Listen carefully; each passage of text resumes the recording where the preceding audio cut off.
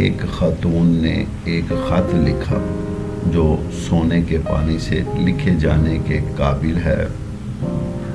میرے پیارے شوہر، میرے پیارے بھائی، میرے پیارے بیٹے، گھر سے نکلتے ہی آپ کو 2 قسم کی خواتین ملیں گی۔ پہلی قسم وہ عورت جو عزیز مصر کی بیوی کی طرح بیماری میں مبتلا ہوگی۔ اس نے اپنے آپ کو خوبصورت بنایا ہے، خوشبو لگا رکھی ہے اور میک اپ کیا ہے، اور اس کی زبان حال ہر دیکھنے والے کو کہتی ہے میں تمہارے لیے تیار ہوں۔ دوسری قسم وہ عورت جو پردہ کرتی ہے اور حجاب کرتی ہے، لیکن حالات نے اسے اپنی ضروریات پوری کرنے کے لیے باہر جانے پر مجبور کر دیا، اور وہ زبان حال سے کہتی ہے گویا حضرت شعیب علیہ السلام کی بیٹیوں کی طرح یہ کہتی ہے جب تک چرواہے چلے نہ جائیں ہم اپنی بکریوں کو پانی نہیں پلائیں گے، اور ہمارا باپ بوڑھا ہے۔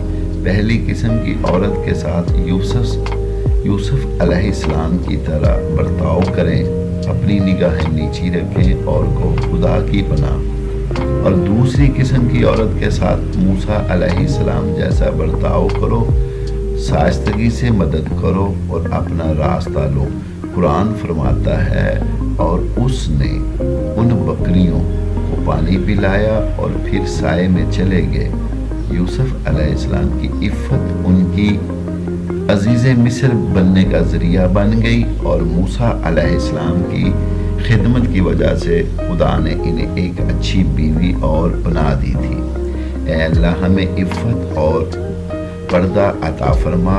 عورت کا لباس اس کے باپ کی پرورش، اس کے بھائی کی غیرت، اس کے شوہر کی مردانگی، اس کی ماں کی فرما برداری پر دلالت کرتا ہے، اور سب سے بڑھ کر اس کا یہ احساس کہ خدا اسے دیکھ رہا ہے۔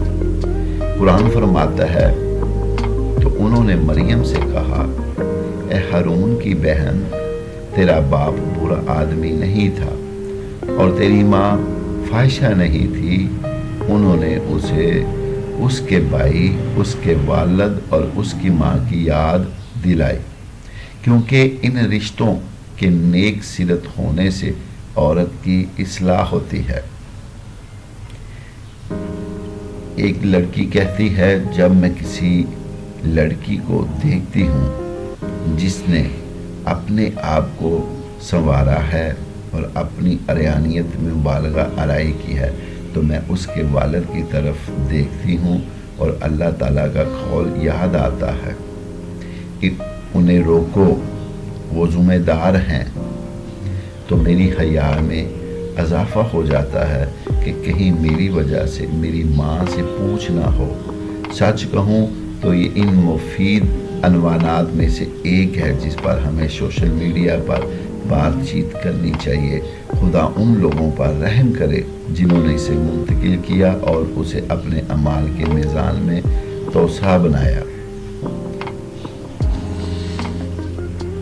آخر میں دعا ہے اللہ تعالیٰ ہمیں اچھی باتوں پر عمل کرنے کی توفیق عطا فرمائے، اور جو دوست ہمارے چینل کو سبسکرائب کر کے ہمارے ساتھ جڑ گئے ہیں، اللہ تعالیٰ ان سب پر اپنی کروڑوں رحمتیں، برکتیں نازل فرمائے اور آفتوں، مصیبتوں، بیماریوں سے محفوظ فرمائے۔ خوش رہو، خوشیاں بانٹو، دعاؤں میں یاد رکھیں۔ بہت شکریہ۔